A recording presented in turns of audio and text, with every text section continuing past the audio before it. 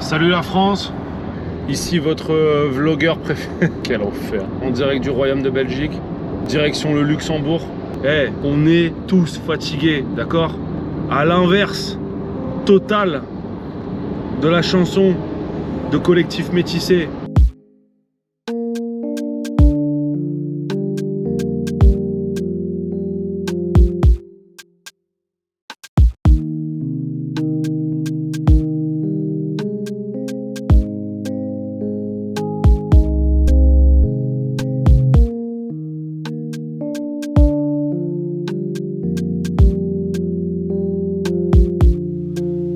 Je profite de notre expérience au Luxembourg pour mettre un focus sur quelque chose qui est le mot vidéaste. Ah ça, tu l'as pas vu venir. Tu l'as pas vu venir mon grand. Qu'on ressort à toutes les sauces. Qu'on ressort à toutes les sauces, mais d'après mes recherches approfondies, je me suis permis de faire des recherches approfondies, entre 2000 et 2010, il y a le mot vidéaste qui est arrivé. Pourquoi? Parce qu'il est arrivé avec l'avènement de YouTube et de Dailymotion. Voilà. Mais en fait, un vidéaste, c'est quelqu'un, c'est un créateur de vidéos, tout simplement.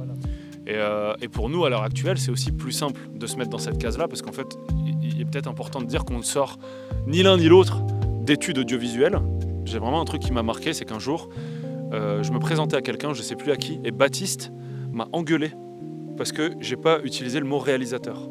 Et il me dit, mais t'es réalisateur. Je lui ai dit, ouais, mais pour l'instant, moi, je me sens pas de le dire. Ouais. Tu vois? Ouais. Et c'est pas parce que j'ai une chaîne YouTube que je suis un youtubeur. C'est pas parce que j'ai fait des courts-métrages que je suis réalisateur de fiction. C'est pas parce que j'ai fait 3 courts documentaires que je suis un documentariste. Donc en fait, pour l'instant, je me sens pas encore de le dire. Et c'est pour ça que je me présente comme vidéaste, parce qu'au moins, ça prend un pêle-mêle. Et je pense que le destin fait que... Le destin, waouh, des mots intenses. Non, mais le chemin que tu entreprends, et c'est tout le propos de toute façon de cette chaîne, le développement des projets, etc., fait que la vie trie pour toi les choses qui te motivent. Je voulais prendre un exemple qui est complètement à part encore, c'est ce qu'on a fait ce week-end, qui pour toi est plutôt de l'ordre de la vidéo un peu événementielle, Ouais. mais au final, qui est quand même, pour ma part et pour celle de Naïm, c'est de la création mapping, c'est de l'art vidéo.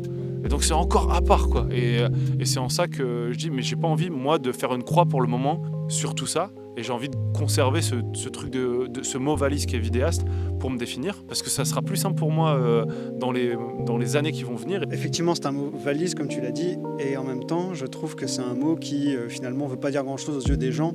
C'est-à-dire que quand tu leur dis « je suis vidéaste », ils te disent ben, « ça veut dire quoi exactement ?» C'est quoi exactement vidéaste, en fait? Moi non plus, j'ai pas envie de me mettre dans une case tout de suite, parce que je pense qu'on a vraiment plein de choses à découvrir, et puis il faut apprendre de tout. Je pense que quand tu fais un after-movie, comme on a pu faire ce week-end au Luxembourg, bah, c'est pas faire un atelier avec des gamins du CAPEP, c'est pas du tout pareil.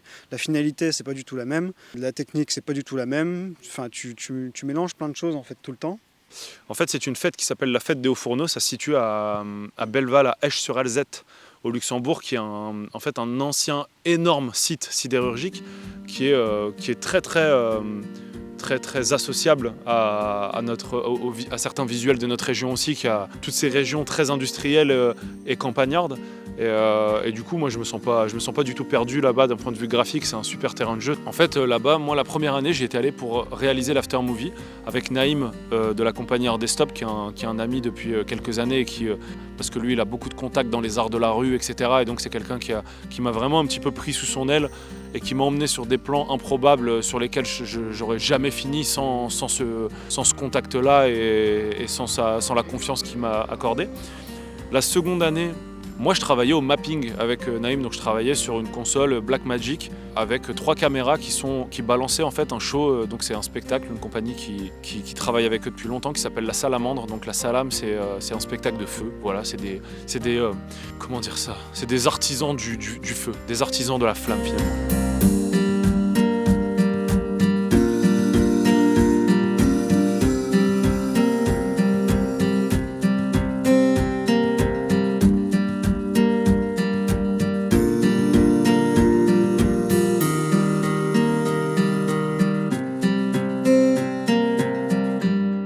Toutes sortes d'hôtels Ibis. Toutes sortes d'hôtels. Oh là là là là là. Ça part sur un rendu pour le mapping. Tu vois ça, ça veut dire que je passe... Bon, c'est pas le bon côté de la carte. Ça veut dire que je passe partout, mon cousin, ça.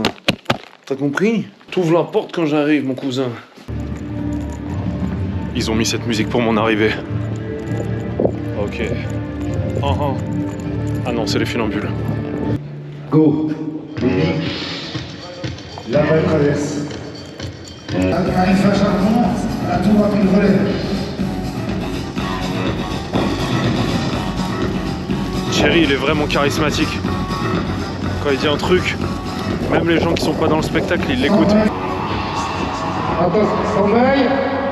Là, on a refait la même chose cette année, c'est qu'on a retravaillé en fait sur des choses qu'on va tourner sur place. Donc on tourne des séquences dans le lieu avec les comédiens en amont.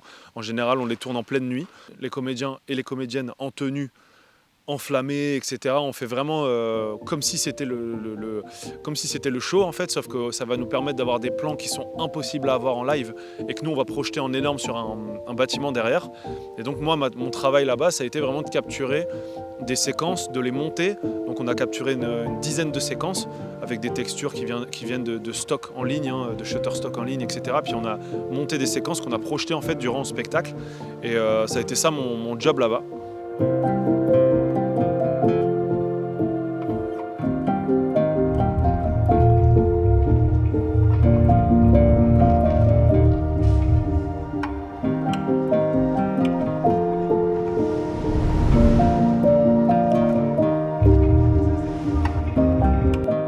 Moi j'étais présent sur le site pour effectuer les images qui vont servir à l'after movie. Donc une petite vidéo qui va avoisiner les 3 minutes 30 à peu près, qui va pouvoir venir relater un petit peu tous les événements du week-end qui s'est passé donc sur 2 jours, ce qui est un exercice qui n'est pas facile. Rien que ton sac, il prend un lit, une place. Tu devrais prendre une chambre twin pour ton sac. On va demander à l'accueil s'il sait nous mettre une carte pour ton sac au cas où il doit rentrer tout ça. C'est toi qui as pris le petit tripode ? Ouais. Attends, est-ce que je peux montrer aux centaines de milliers de personnes qui suivent ma chaîne YouTube comme t'es super bien organisé? Alors ça tu peux le montrer, tu vois, ça c'est vraiment hyper bien compartimenté, c'est-à-dire qu'il n'y a vraiment rien qui est laissé au hasard. Exactement. Pour être léger et furtif à la manière d'un ratel. Le ratel est suffisamment affamé pour s'exposer à une morsure fatale. D'un coup de mâchoire, il tue le reptile. Il est très très très rapide. Attends, je montre le dos de ton sac aussi quand même. À ce stade-là, c'est plus de l'organisation, c'est de la pornographie. Personnellement, à la vidéo, tu as toujours envie de prendre plus d'images en disant ça c'est cool, ça c'est cool, ça c'est cool. Et au final, en fait, tu te rends. Attends, je vais vérifier que ça tourne encore. J'ai vu encore une roulade. Vas-y. Ou alors tu as filmé un truc et en fait tu le refilmes plus tard et tu dis ça c'est quand même mieux que ce que j'ai filmé tout à l'heure, et en fait au final tu te retrouves avec 15 000 rushs. Parce que c'est vrai qu'un after movie, on aura tendance à se dire c'est les images les plus spectaculaires qui comptent. Moi, d'après moi, vraiment de mon point de vue, c'est le ton qui compte. C'est le ton de l'after movie, c'est l'ambiance que tu relates du lieu. En fait, tu peux choper un mec qui va faire de la tyrolienne pendue par les pieds. Peut-être que la gamine qui sourit devant un musicien, ce sera plus intéressant au final, parce que ça raconte plus de choses, tu vois. Enfin, j'en sais rien, après ça c'est... on rentre dans des trucs, mais on rentre dans des trucs, ça nous dépasse. ici t'es sur la régie vidéo si tu veux. En fait, après t'as la régie light. Du coup, c'est pas avec ça qu'on éclaire le spectacle, tu te doutes bien. Voilà. Qui va se placer ici pour tout ce qui est mapping, hein, sur le silo de ses grands morts qui est juste là-bas, mon cousin. Sur le grand caveau de ses morts. Hein. Les mecs qui filment les courses hippiques, hein, je suis juste là comme un débile. Là j'ai mon contrôle multicam, j'ai mes 3 cams, 1, 2, 3, hein, j'ai mon zoom. Là tu vois ça réagit assez rapidement, hein. L'autofocus il est assez brut de décoffrage. Et ici j'ai mon petit joystick de mort, hein. Je règle l'intensité comme bon me semble. Voilà, et je monte et je descends, et voilà, et je te fais des petits travelling et ça monte sur le chevalet de ses mains. Ce qu'on veut nous c'est de la pilosité vraiment masculine et toxique. Le mousque plus 2 c'est mort, alors là c'est une qualité pro, hein, parce que... Oh le Jab 3.5, alors ça on est dans la merde, hein. Si on n'a pas de retour son, Sam il va gueuler. Hein. Parce qu'il me semble qu'hier il y a eu un problème de câble justement. Est-ce que vous pouvez nous en parler? Oh ça a juste mis quoi, 1h30 de retard dans la vue à tout le monde, on s'est couché à 2h quoi. En cam 2, je vais essayer de nous filmer nous. Comme ça on va tester le zoom, si t'es ok mon copain. Ouais, par contre, j'ai pas envie que ça finisse sur YouTube. Là, ici, t'as un retour un peu plus lumineux. Si le cœur t'en dit, hein, mon grand. Et là, en théorie, voilà. Alors, mon grand, ça te plaît de te voir, là, comme ça, sur la caméra? Merci. Non, mais reste plus qu'à jouer un bon coup, reste plus qu'à faire le show. Hein. Je pense que après le Covid, c'est ce que les gens demandent. Hein. Après le Covid, les gens ont besoin d'un petit 3, mais après, là, on monte sur la Tiro. Hein. Là, mon grand, après, on va filmer sur la Tiro. Hein. Donc là, tu montes à une hauteur de 60. 60. Si tu fais la Tiro, t'atterris en face, 50. Tu fais une petite descente, 60 à 50 mètres de haut. Après, tu peux monter plus haut, tu peux monter à 65, 70 sur les plateformes en ferraille. Moi, je suis descendu en tyrolienne. Je peux te dire qu'il faut être accroché, hein, parce que tu le prends dans la gueule, quoi. Merci. Bah, y a pas de problème, c'est normal, mon grand. J'espère que ça t'a plu, ton petit stage d'observation de 3e. Merci. Allez, si tu peux aller manger tes morts ailleurs, parce que là, j'ai du boulot. Là.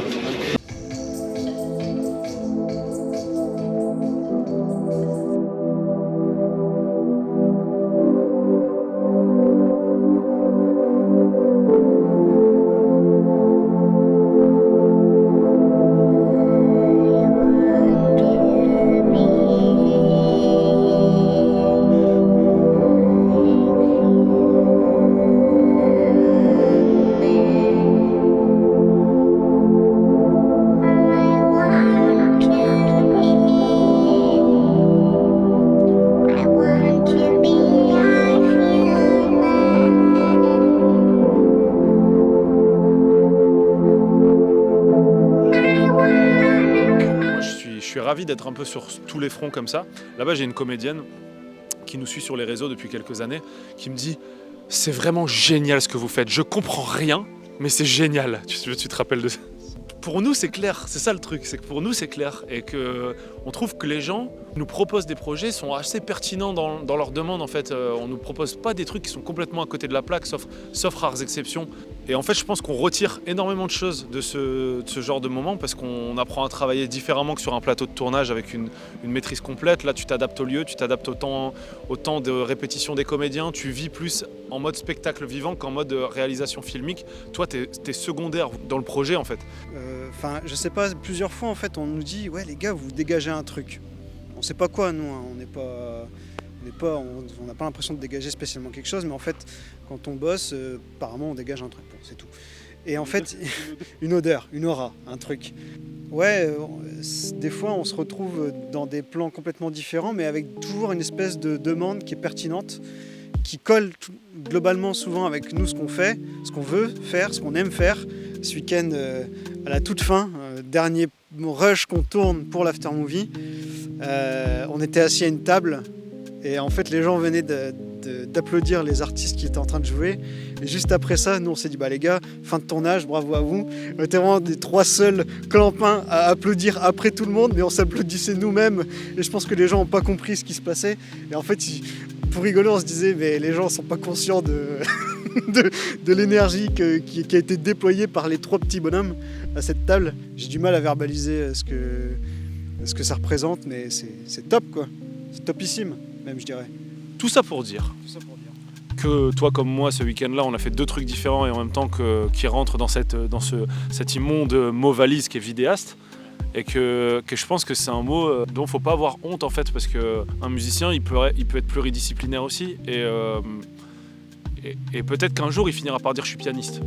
Nous, c'est la même chose pour le moment. Je pense qu'on dit qu'on est vidéaste, mais que la vie fera qu'on précisera les choses quand le moment sera venu, et pas avant ça. Et c'est très bien comme c'est. Voilà. Parfait.